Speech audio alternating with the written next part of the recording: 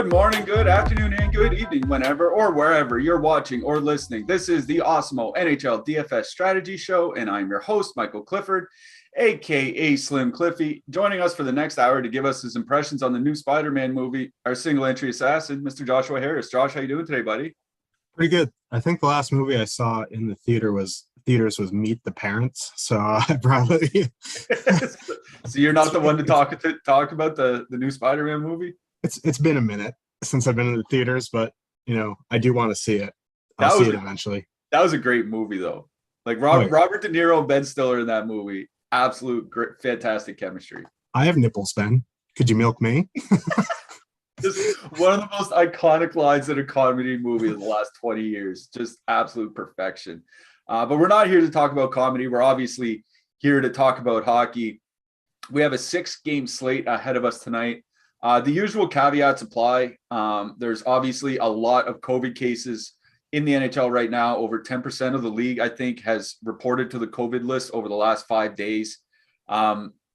We haven't seen any significant news that would affect tonight's games yet. Not that I've seen. That doesn't mean there won't be some coming in during the show or after the show. So as always, please be sure to check your favorite Twitter sources, news sources, whatever. Obviously, subscribers, please check into our Discord leading up to every game's lock, because you do need that information. And as we saw with Cale Makar last night, sometimes you don't even get it until after the game locks. But we do have to get this rolling along. If everybody in the chat could please throw us a like, it would look us good for the bosses, give us a little boost. Click that subscription button to help us grow this channel. The road to 69K continues. Click the notification bell to get notified whenever we do go live on the air. And thank you very much to Yahoo Fantasy. They are our sponsor for this show, have been for the entire season, and they've been very good to us. So if you want to dip your toes into some DFS, we have a giveaway through Yahoo Fantasy we'll talk about a little bit later in the show. Let's talk about last night's slate real quick. Should talk about some winners, actually. Jake took down the 444, second time in a week over on FanDuel, if I'm not mistaken. Our boss, Jake Harry, congrats on taking down that 444. Speaking of Hofbrau, he was in first place for a long time last night in the $15 over on DK. Bumped down in a last-minute goal in the last game, still finished second, still had a pretty good night. So good for you, Hofbrau. But of course, the big winner last night, LT 2123, L Tangle on DraftKings, Awesemo subscriber, booked their ticket to the live final to the Fantasy Hockey World Championships. If I'm not mistaken, well, I guess Jake isn't technically an Awesemo subscriber. He's an Awesemo employee, but that now makes 3 Awesemo subscribers heading to the live final. L Tangle, along with Jake, and along with Hofbrau. So congrats to you, LT 2123. Very, very good showing last night. And congrats again to Jake and Hofbrau to their nights as well. How did you do last night, Josh? Because I have a pretty funny story about last night. I was torn between Los Angeles. I went single entry, was torn between Los Angeles Kings 2 and Carolina 1 as a filler stack. Decided to go Kings 2. Kings played well. Second line didn't score any goals. So I didn't cash the early slate. So then I went and decided to play the turbo slate. But then the turbo slate, I played Cale Makar, and he was a late scratch after the game lock. So I also lost the turbo slate. So then I went, I just tilt entered the late slate, and I bubbled there as well. So not a good showing from me last night, and also a pretty good expository, a pretty good experience in not tilt entering late contests just because you don't like the way the early contests are going. Sometimes you can tilt enter late contest and one of the guys you roster will just be scratched anyway. So not a good night for me. How did you do, Josh? I got 7.5 DK points from Vegas 1. So that kind of ended my night. My best 3 were Semyon Varlamov, who lost his shutout in the last minute. I punted Oli Mata. He ended up with like 16 DK points. And then I had min 1. Hartman got the shot bonus. Kaprizov scored a goal, but wasn't enough. but that's the way single entry goes. It's like playing poker. It is hours of boredom and moments of sheer terror. And last night was a boredom night. So hopefully tonight it'll be sheer terror. Yeah, hopefully we can get a little bit of excitement into the slates. Man, there's nothing worse. I get like the beat writers are trying to do doing their jobs the best they can, but like one of probably the best defensemen in hockey, not like nobody knows that he's not playing until after the game starts. That seems completely absurd to me in December of 2021. Yeah. In a professional hockey league that you don't know the best player at his position isn't playing in the game. No one knows. Like this is insane to me. And then, taking victory laps. Oh, you heard earlier in the day. Why didn't you tweet about it? Oh, you're busy pushing your betting article? Hope you cashed. It's just frustrating. Like I said, I get some beats don't go on the road. It is a COVID situation. It is like just as a structural problem, it seems insane to me that a hockey fan just can't go to NHL.com and click on the team and see who's playing that night. Like MLB, I guess NBA is a different story. NFL, you have to have your rosters in an hour beforehand. Somebody can just go to the website, click the team, and see who's playing. The NHL, you have to jump through 7 hoops through Twitter, probably DM a beat writer, maybe offer somebody like $25, and then you might see if somebody's actually playing that game or not. It's just, it just goes to show just how far down the rung the NHL is and how far they have to go to really catch up to all the bigger leagues. But that's enough ranting for now. Hopefully we don't have too much last minute or post lock information coming here tonight. Before we get too much further, of course, please click that like and subscribe again if you haven't already. Really helps us out. And be sure to check out what we have up on the site for free. We do have free premium tools and data up on the site almost every day, today being no exception. And we have week 15 NFL top stacks. We have NBA player rankings. We have our NHL player projections for tonight. And we also have our UFC pro plays up on the site. So NFL, NBA, NHL, UFC, whatever you're playing this tonight or this weekend, we have you covered. So check out Awesemo.com for some player rankings, player projections, or what have you. All right, 6-game slate here tonight. There is one monster favorite on the board, and it's the last game of the slate. But there are some interesting matchups, and we'll just get right to the first one. And I think this is a very interesting matchup, considering Vegas' schedule of late. It's the Vegas Golden Knights with a 3.1 implied goal total going into New York, and the Rangers have a 2.8 implied goal total. Robert Leonard played last night for the Vegas Golden Knights, so likely Laurent Brossoit tonight in net for Vegas. On the Rangers side, Alexander Georgiev, I imagine, is going to start. He was in the net by himself in practice this morning while Shesterkin and Kincaid were doing work in the other end. So it looks like it's going to be Georgiev against Brossoit. No Artemi Panarin. He's out. I think they said with a lower body injury. This isn't COVID related.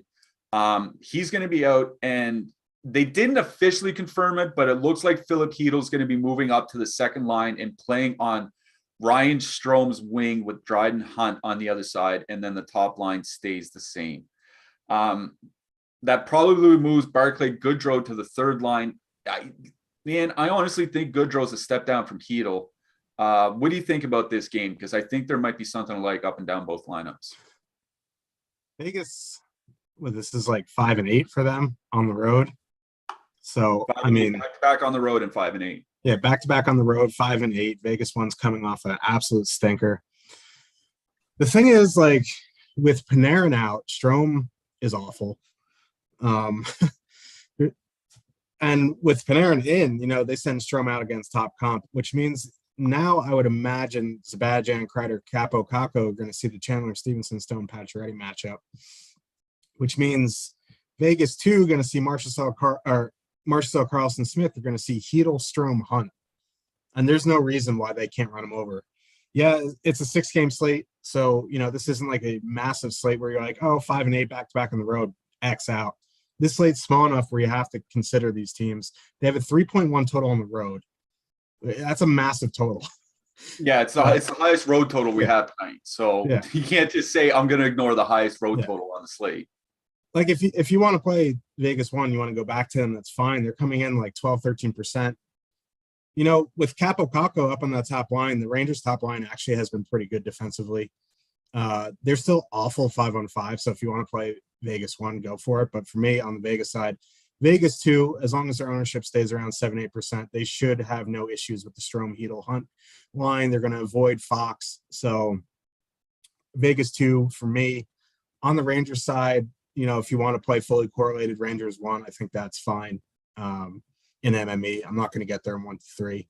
You know, Capo Caco being on the top power play definitely interests me more in him. Or, you know what I mean? 3,100 power play one, I think he's a fine one off as well if you don't want a full stack. Or do like a, you know, Sabaj and Caco 2-man. But, you know, without Panarin on the second line, I don't think, you know, I really want to play Strome Hedel or Strome Hunt or Hedel Hunt, like anything like that. Like going down the Rangers lineup, it's going to be Rangers one or bust for me. Yeah, it is Rangers one for me as well in this game.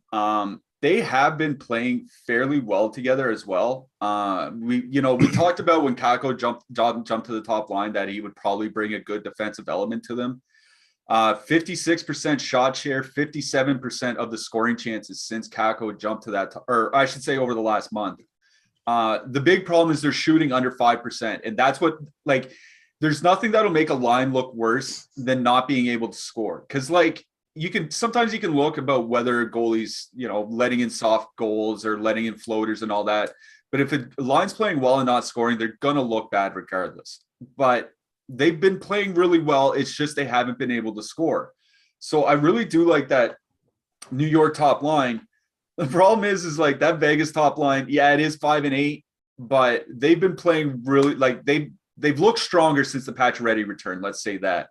61% shot share, 61% of the scoring chances.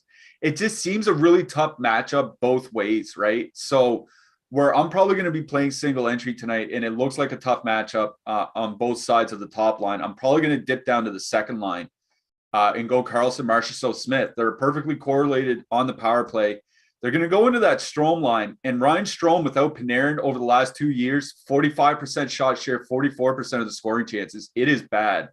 I can't imagine Philip Hedel is really going to, you know, turn that around. He might help him offensively. I think that can definitely happen, but I don't think he's going to help him a lot in his own zone. So I do like Vegas 2 here tonight. They're almost 60% shot share over their last 100 minutes together. So really do like Vegas 2. Like you said, they're coming in with reasonable ownership by our early projection runs, coming in around 8%. That's perfectly fine for me on a 6-game slate. So Vegas 2 is one of the filler lines I'm thinking of. I'll just put it to you. If you had to pick one or the other, you had to pick one of the top lines to play tonight, which one would you say? Which one would you prefer? Because I'm going to say I think I would probably play Vegas 1. Just because I think they just have a longer history of playing well, better together, and I trust them more to play well here tonight than I do that Rangers top line. Yeah, and Pacioretty is the best player on the ice with Panarin out. So you go with the best player. I'd rather pay $7,900 for Pacioretty than $7,200 for Mika Zibanejad. I will say Capo Caco does pique my interest at $3,100 being on that power play, but as a line, Vegas 1 for me over Rangers 1. Yeah, okay, I agree with you. So both of the Vegas top 2 lines here. Also like the Rangers top line if you want to play them, but we're both on the 2 Vegas lines. On the blue line, one name is super interesting, and it's Dylan Coughlin for Vegas. Min price 2,500 was brought. Shea Theodore was a game time scratch last game. Dylan Coughlin jumped into the lineup and right to the second power play unit. Scored a goal, if I'm not mistaken. So yeah, 2,500 min price PP2 Dylan Coughlin. Braden McNabb also min price, played 23 minutes in the last game. So yeah, those are 2 min price defensemen I like here. What else do you like in this game? I actually like Zach Whitecloud too a little bit. His peripherals has been really good recently. 3,300. Obviously, if you're playing Vegas 1, Pietrangelo is only $6K, so that's not super price prohibitive. On the Rangers side, not really much there. If you're using Rangers 1, you want to put in Fox, that's fine. Other than that, like, you know, the third pair, Nemeth, they can just, you know, go piss off somewhere. But Trouba, Trouba's not a bad one off again. Yeah, and I'll just say I do like that Vegas third line here tonight as well. It's just I don't think unless you're playing some sort of weird Washington or Winnipeg stack, you don't really need the savings here tonight. That's my only reason to not really target Vegas 3, as I don't think you need to dump down that far. Pull up Zach Jones, Rangers. Shit. All right, I guess we're pulling for Zach Jones here now.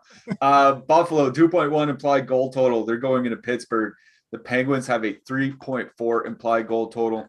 By our top stacks, it looks like the Pittsburgh top line is going to be the most popular line on the slate, but we also have them to be the most likely line to finish as one of the top lines on the slate as well. So, the ownership is very much in line with the upside here.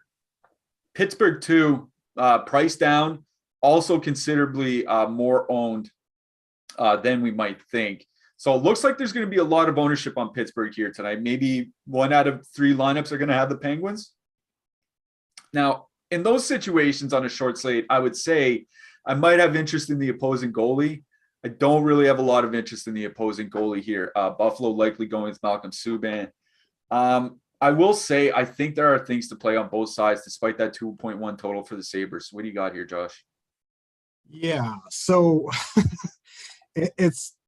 I love Pitt 1 tonight. They're not going to get a matchup that's really concerning. They're probably, because Pitt sends out, the third line against top comp at home. So they're probably going to see the Cousins Okposo Murray line, or even like Eakin line. And, the Cousins line's probably arguably their best defensive line, but they're still giving up over 2.5 goals, expected goals per 60, over 10 high danger scoring chances. Like, that matchup doesn't concern me. The Eakin line is wildly high event both ways. So, like, 20% on a 6-game slate with Kapanen being there at 3,500 to depress the price of the full line. Like, I really like them. You want to go to the Zucker, Carter, Heinen line? I think that's fine.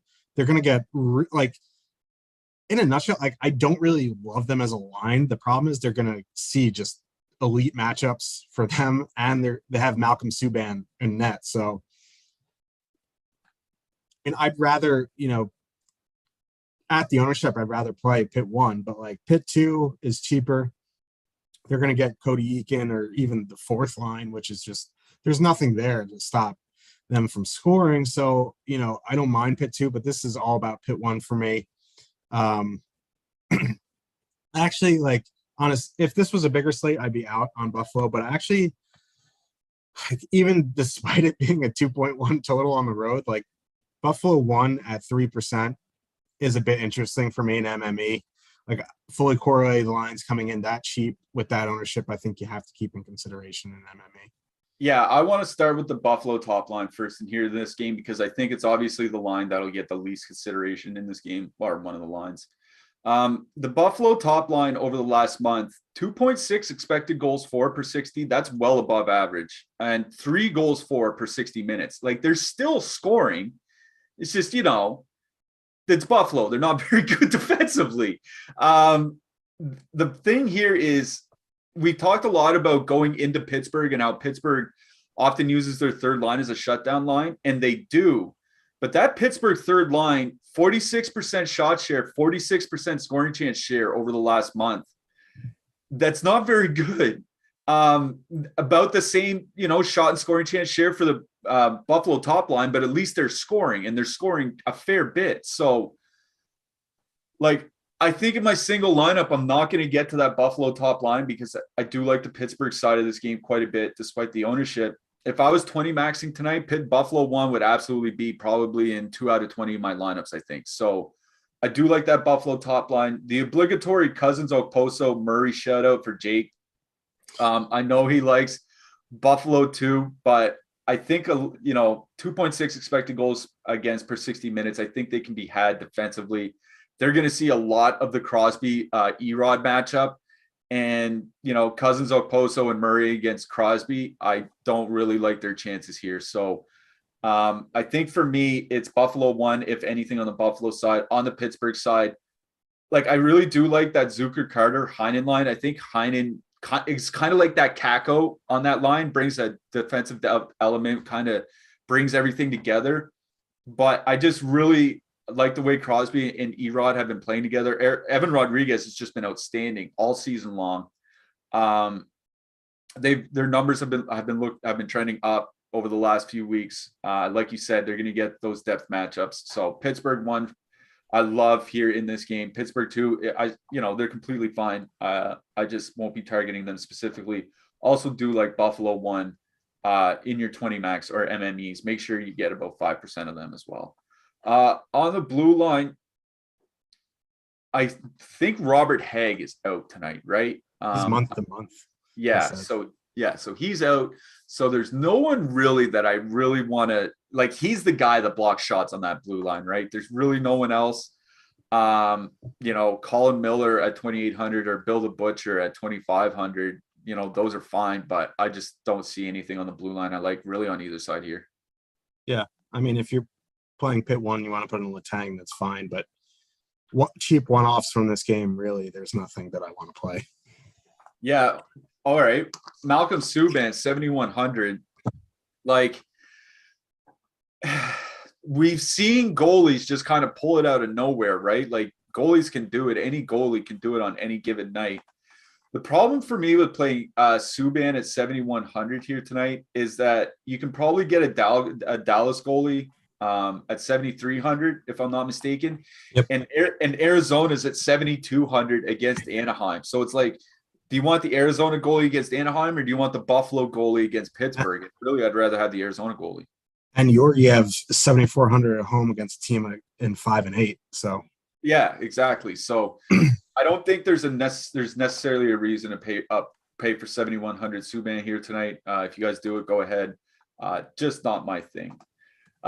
Get access to all the great Awesemo Plus tools and content for nearly every DFS sport out there with an Awesemo Plus weekly pass for $29.95. This includes full access to all the premium content and tools on Awesemo.com, including player projections, ownership projections, our premium Discord, our lineup builder, and a whole lot more.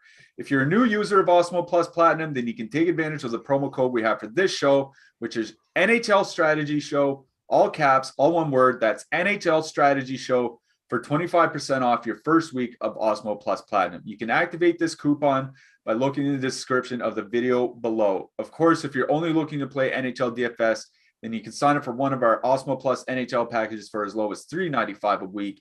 Stop guessing and start winning. Join Awesemo Plus today. That's NHL Strategy Show, all capital letters, all one word. Just checking in with some with what Chad has to say. Buffalo PP is good. Yeah, I can see that. Subban is not good. That I also agree with that. Love an Okposo one-off or a two-man with Cousins. Yeah, I could see getting to an Okposo one-off or something like that. I just think I do like that Buffalo top line a lot here in this game. Or not a lot, but more than the second line in this game. Let's get to this next one. Dallas has a 2.8 implied goal total. They're going into St. Louis. The Blues have a 2.7 implied goal total. Rope Hintz is back for Dallas. He'll be back on the top line with Pavelski and Robertson.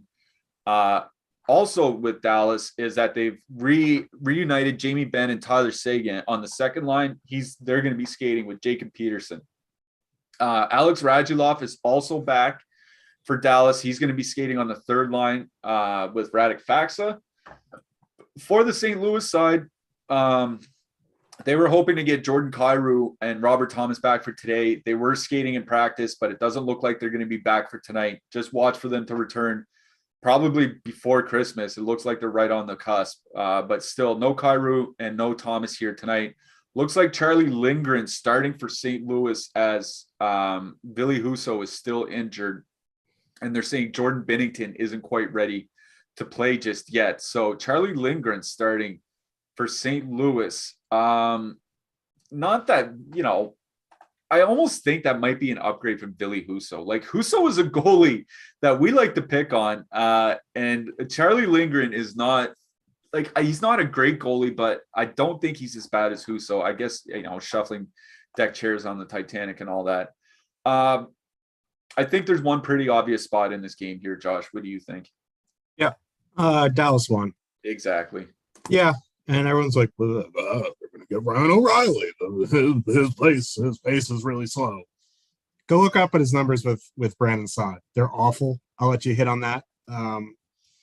I really like Dallas one tonight. Their ownership's around 7% right now. They're fully correlated. Robertson, Pavelski's price, not too high.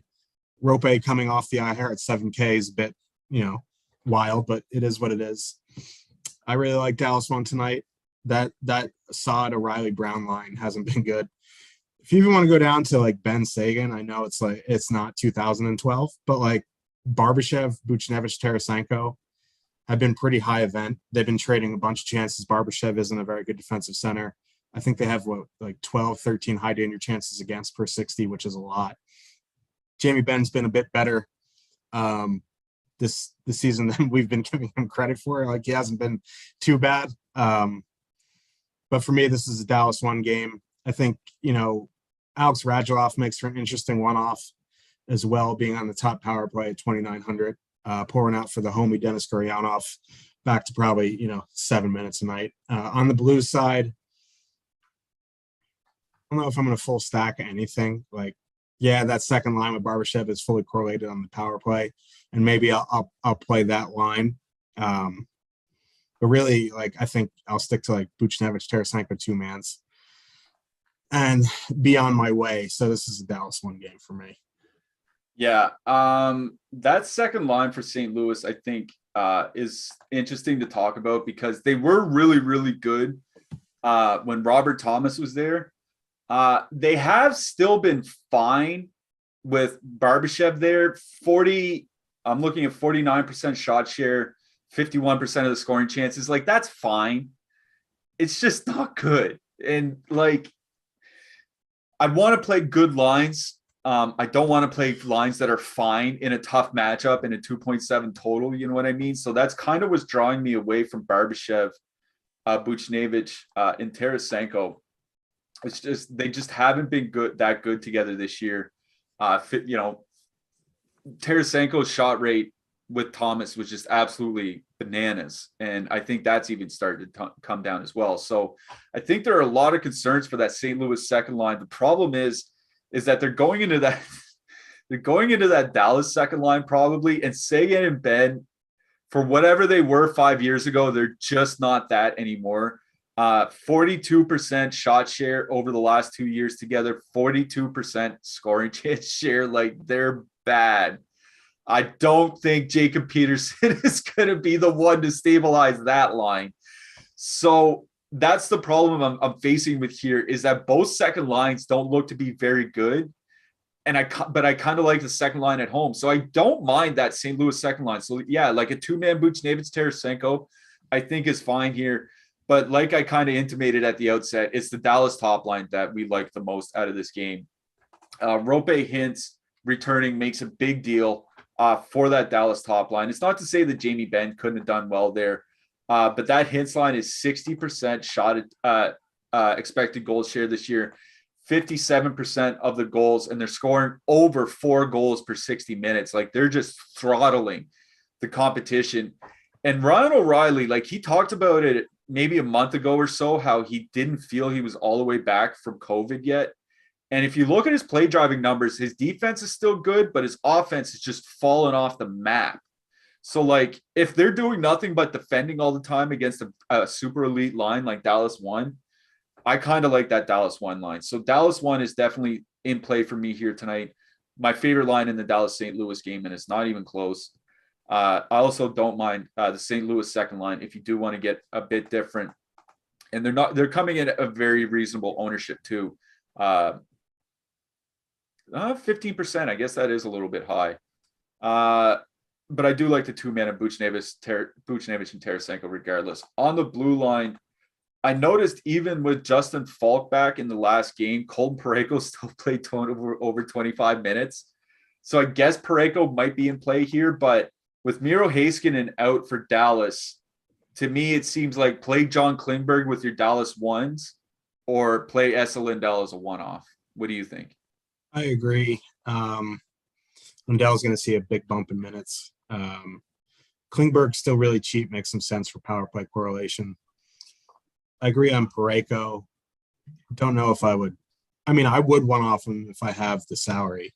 I just don't know the way I'm building tonight. I'm going to have the salary. Cheap one offs. Nothing really. Maybe, a minute's bump to Yanni Hakanpää. You could, I guess. They called up Thomas. I think they called up Thomas Harley. Yeah. He might be able to do well. That's about it. Like Klingberg, I think is interesting at 4,100 because we always say don't one off Klingberg because, he gets in a lot of scoring. He's not a big peripherals guy, but at 4,100, like a couple of assists, a couple of shots and a block, and you're just fine, right? Like he doesn't need a monster night to pay off. And Dallas doesn't necessarily have to go ham for him to pay off, but I still do like Esa Lindell as a one-off defenseman from Dallas more. All right, let's keep moving then. We have partnered with Yahoo Fantasy this NHL season to bring you some great offers. Check out our exclusive limited time offer, which gets you 1 free month of Awesemo Plus Platinum. To qualify, you need to be new to Yahoo, sign up for an account via the link below, deposit and play. That's it. Yahoo will send us your name after you've played in your first paid contest, and we will reach out via email with your coupon. If you need immediate access, email support@awesemo.com and we'll get you set up right away. You can also receive up to $100 first match deposit bonus with Yahoo as part of their 12 days of winning daily contest features. It has those contests payout. Those contests, have a guaranteed payout for everyone in the pool as well. That's why they call it the 12 days of winning. And use the promo code XMAS100. That's capital letters XMAS and the numbers 100 with your first deposit to receive up to a $100 match deposit bonus, and enter Yahoo's featured 12 days of winning contest as well. Make sure to use our DFS tools and projections designed specifically for Yahoo to give yourself the best shot at winning big. Let's move along to this next game. Washington, 3.0 implied goal total going to Winnipeg, also with a 3.0 implied goal total. Winnipeg without Blake Wheeler kind of changed up their lines a little bit. Paul Stastny and Nikolai Ehlers are jumping to the top line with Mark Scheifele, and then a second line of Kyle Connor, Pierre-Luc Dubois, and Evgeny Svechnikov. On the Washington side, Daniel Sprong up to the top line. Looks like Alexei Protas got the boot finally. Sprong on the top line with Ovechkin and Eller. Washington 2, the same as it was the last game. The big news for Winnipeg obviously was that head coach Paul Maurice stepped down this morning. So some guy named Lowry is going to step in and be the coach for them here tonight. Do we see a new coach bump here tonight, Josh? Maybe. I mean, like, if you listen to Maurice's presser, it sounds like he lost the room a little bit. So I don't know. He seemed defeated. He just wanted to go home watching Netflix. It sounded like very relatable in these times. But I don't know. I kind of like Winnipeg tonight. Like, if you want to like Washington, that's fine. I have a tough time stacking Washington. They're just not great 5-on-5. They're very power play dependent. Winnipeg's PK has improved a little bit. Still not great, but they're in the middle of the pack now. They're not like Kings, Blackhawks bad. So you want a power play stack the Caps in a 3.0 total on the road? Like, go for it. Like, that's not a bad play. Ovechkin's going to be owned. It is what it is. Like, he's 9,600. He'll probably come in around 20%. You want to do, like an Ovechkin, Sheary, Backstrom, Ovechkin, Oshie, Backstrom, something like that. That second line is fully correlated on the top power play. The thing is, it feels bad, full stacking a line on Washington without Ovechkin. You know what I mean, on the power play. So I think, if you're going to do anything with Washington, you kind of got to work Ovechkin in somehow. Not a huge fan of Washington. It's just how it always ends up. If they burn, if Ovechkin goes out and gets a hat trick tonight, I'm going to lose. If you like Ovechkin, you want him in your lineup, go for it. Like, obviously, I'm never going to talk anyone off of Ovechkin. That's just silly. But 9,600, his line mate's not on the top power play. That line not being great at 5-on-5. I think just there's an avenue to fade him. You just hope he doesn't get there on the power play. On the Jets side, I think I like the Connor Dubois 2-man. Their shot rates together have been pretty good. Their ownership is coming in lower than the top line. They're a fairly expensive two-man, so you might even get the two of them under 10%. They're both on the power play together. I prefer that two-man. If you want to throw in Evgeny Svechnikov, you can. You know, he actually shoots the puck a decent amount. You just worry about his minutes, or maybe even like Andrew Kopp moving up at some point during the game. So I think I'll just stick to Connor Dubois two-man. If you want to use that top line, I think that's okay. I mean, not a huge fan. I wouldn't mind an Ehlers one-off, but, you know, for me, it's going to be Connor Dubois. Yeah, I really like that. Like, Connor Dubois has been one of the bigger surprises, I think, in the NHL this year, because Dubois really did look good last year, and Connor isn't really a play driver himself, but they've just been absolutely demolishing the competition all season long. Just to back you up with the numbers, 66 shot attempts per 60 minutes, 35 scoring chances per 60 minutes, controlling 55% of the shots. They've just been really, really good. And those are numbers with Svechnikov. So, you know, sometimes somebody gets added to a line, you don't know how they're going to do. They do have a sample with Svechnikov, and it was really, really good. So I do like that Winnipeg second line here tonight. I agree with you. It's just, I think I'm probably going to go to if I were to play Winnipeg tonight, it would probably be the top line. The power play correlation is an issue, but I want to go into that Ovechkin matchup as much as I can. Like, I think that second line of Backstrom and Oshie and Sheary could be a pretty good defensive line. I don't think the top line for Washington is going to be a very good defensive line, though. So that's kind of where I am with this, is like the power play correlation sucks for the Jets, but I also think the top line is by far in the best matchup in this game. So I do like Winnipeg one here. You know, Ehlers and Scheifele in their sample together, 3.6 goals scored per 60 minutes. Now, that's in about 400 minutes, and their shot share is only like 50%, but I would have a pretty easy time believing two guys as skilled as them can outscore, you know, their expected goals rates, and probably by a hefty amount. So, yeah, Winnipeg one for me. On the Washington side, honestly, there's just not a whole lot that I like. If I were to play anything, I think it would probably just be a straight up Washington power play stack. And the nice thing is that you can do it with either the top line or the second line, because Washington plays Ovechkin on both power play units. And, you know, Winnipeg's penalty kill has certainly improved as the season has worn on. But I still think the Washington power play, especially with Ovechkin and how they use him, is how they can take advantage here, because I think Winnipeg's 5-on-5 lines actually should be pretty good. On the blue line, nobody's really sticking out to me here. Martin Fehervary at 2,700, I guess, is kind of always in play as long as he's on the top pair. Anything else besides correlating? Outside of correlating, not really. They're just on either. If you want to punt Brandon Dillon, he always seems to end up in my lineup when I need a mint price punt. But that's really about it.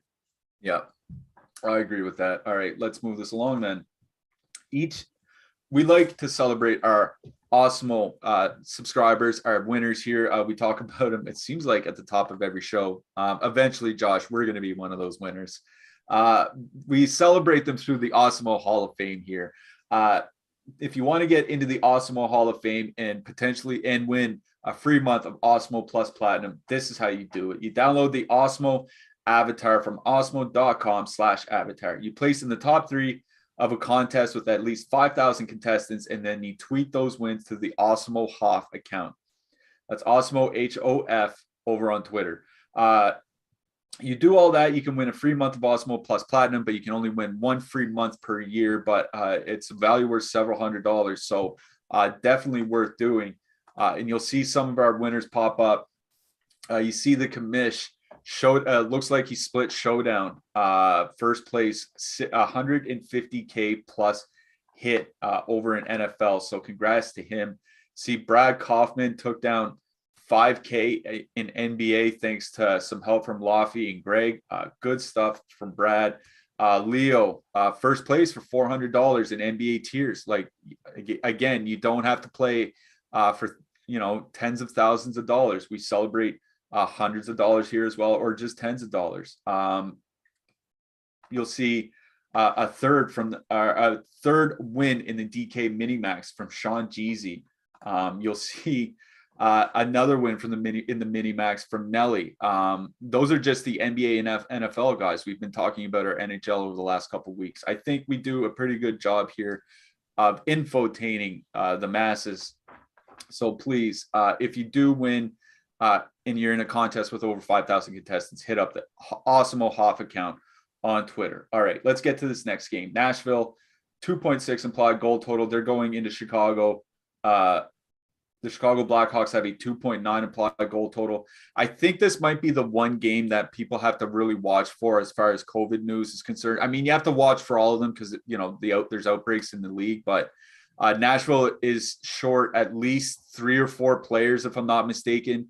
And they only went with 11 forwards last night. So obviously we'd be waiting for more tests through the day. As of now, everything is fine and all systems go. It's just something to watch for.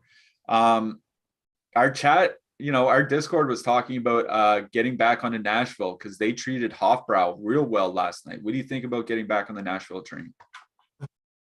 And like, you have to consider him, I guess, because Sissons, Jeannot, 5K for the 2 man and they on the played top power play. 25 minutes last night. That top line played 25 minutes. Yeah. And like Forsberg is there. So that line is fully correlated, 11-8 to full stack, going up against the Blackhawks team that has been bailed out by the goalie. Their defensive numbers are Garbaggio. They're going to get the Taze line, though, which actually, you know, Taze Hagel has a decent sample, but they're still, you know, around league average or worse with their expected goals and scoring chance numbers. So, like, okay, you know what I mean? Like, it doesn't scare me. With those minutes, that price, you know, the total's 2.6, but I just think that's because there's no sexy name value up there. You know, Duchesne's out, Granlund's out, his mom's out, their cousins are out, the uncles, the nephews, the roommates, and it's like Forsberg, Sissons, you know, like this was a big slate, and they didn't have that game yesterday. Everyone would be like, ooh, like I don't want to play them, but because of the minutes, their power play correlation, their price, their matchup, I think you can definitely play them tonight. Honestly, that's really about it from this game. Like DeBrincat, Kane, I guess, but like their ownership's so high. I guess it is David Riddick if he does play. You know, Saros played yesterday. This is back-to-back on the road for Nashville. It's just, I don't know if I want to play chalk Patrick Kane on this slate. There's other spots that I really prefer. I'd rather play chalk Erod than chalk Patrick Kane. Like what a world.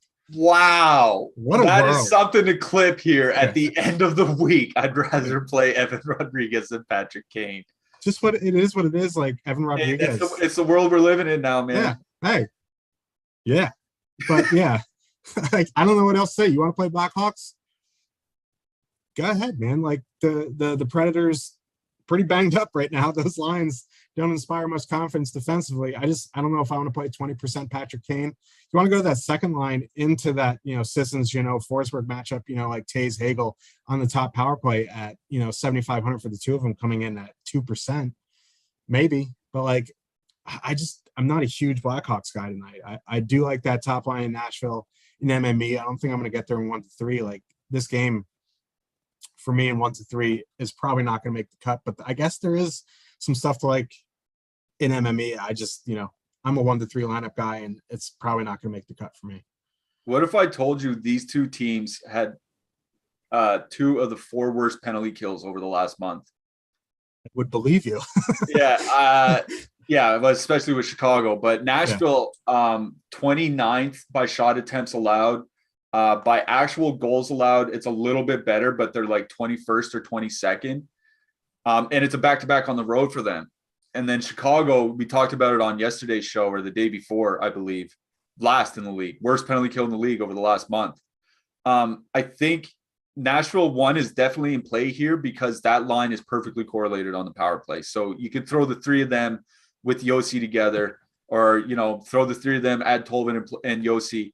I think the way I would attack this game on either side is power play stacking, particularly for Chicago, because those Chicago lines It doesn't matter who's behind the bench. It seems like Dylan Strome gets moved around the lineup like every single game that he plays. So I think you're just fine.